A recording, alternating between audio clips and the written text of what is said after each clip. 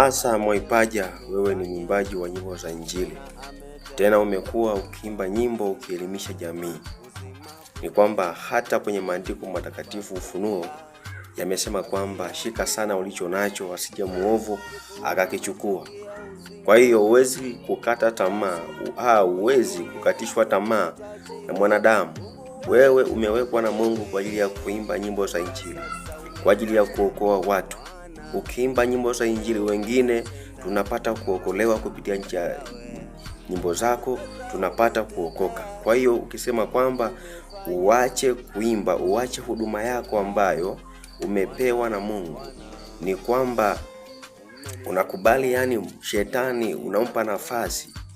Unajua hapa duniani hakuna aliyekamilika. Si kwa mshirika, si kwa mtumishi, wala si kwa mpagani. Wote hatuko sawa. Kinachohitajika kwamba ni kusimama katika neno, kumtangaza huyu Mungu. Kumtangaza huyu Mungu. Asa Mwaipaja, ukisema kwamba uache kuimba unakosea. Endelea kuichapa kazi ya Mungu, utalipwa. Usiangalie mtu ili ufanye kitu.